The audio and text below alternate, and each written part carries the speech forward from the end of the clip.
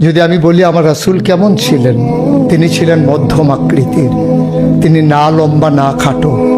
তিনি কখনো বা যখন হাজারো মানুষের সামনে দাঁড়াতেন, বিদায় হজের সময়ে 1,40,000 সাহাবা যখন ময়দানে, তিনি যখন আস্তে করে উঠে দাঁড়ালেন, ওনার চাইতে অনেক লম্বা লম্বা মানুষ থাকার পরেও অবাক বিস্ময়ে সবাই তাকিয়ে দেখলো সবার উপর দিয়ে যে মানুষটির মাথা মোবারক দেখা যায়, তিনি নবী মুহাম্মদুর রাসূলুল্লাহ সাল্লাল্লাহু আলাইহি ওয়াসাল্লাম। তিনি মধ্যমাকৃতির হওয়ার পরে সবার উপরে তার শির, সবার উপরে তার মাথা। সবাই অবাক বিস্ময়ে তাকিয়ে দেখলেন তার চুলগুলো হালকা হালকা কোঁকড়ানো। তিনি কখনো বা যখন চুলের ভিতরে তৈল দিয়ে আছড়াতেন, অবাক বিস্ময়ে মানুষ তাকিয়ে দেখতেন, মনে হতো চুলের মাঝে যেন মৃদুমন্দ ঢেউ দেখা যায়। তার কপালটা ছিল চওড়া শুভ্র, তার চোখের ভ্রুগুলো ছিল ধনুকের মতো বাঁকা, তার চোখগুলো ছিল টানা টানা ভাসা ভাসা, তার চোখের পাতাগুলো ছিল গোলাপের পাপড়ির মতো। তিনি কখনো বা যখন চোখের পলক ফেলতেন, অবাক বিস্ময়ে মানুষ তাকিয়ে দেখতেন, মনে হতো মৃদুমন্দ বাতাসে গোলাপ পাপড়ি দোল খাচ্ছে। তার চোখের সাদা অংশ ছিল রক্তিমাভ সাদা, কালো অংশ ছিল তার কৃষ্ণ কালো।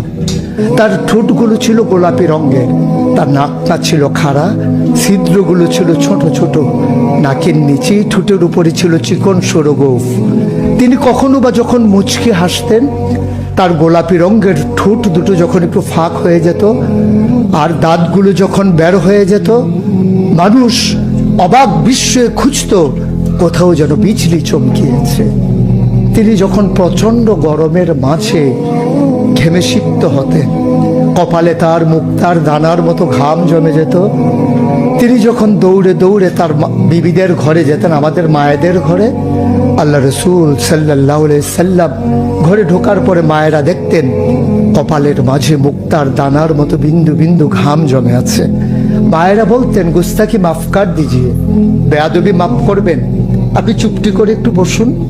নবীকে বসিয়ে ওরা ছোট্ট শিশু খুঁজে বের করতেন, অতি যত্নে পরম আদরে তার কপালের ঘামগুলো তারা শিশির ভিতরে ভরে মুখ বন্ধ করে রেখে দিতেন। ঈদ যখন আসতো, বিয়ে যখন হতো, জমানো ঘাম তারা আতর হিসেবে ব্যবহার করতেন। এ নবী তো সে নবী, হেঁটে গেছেন 1 মাস আগে রাত পথ ধরে, যাওয়ার পরে তিনি তো চলেই গেছেন। 1 মাস পরে যখন আবার ওই পথ মারিয়ে কোনো এক সাহাবা যাচ্ছেন, স্থানীয় বাসিন্দা যারা রাস্তার কিনারে যাদের ঘর, তাদেরকে ডেকে বললেন, ভাইরা, এ পথ দিয়ে কি আমার নবী হেঁটে গেছে?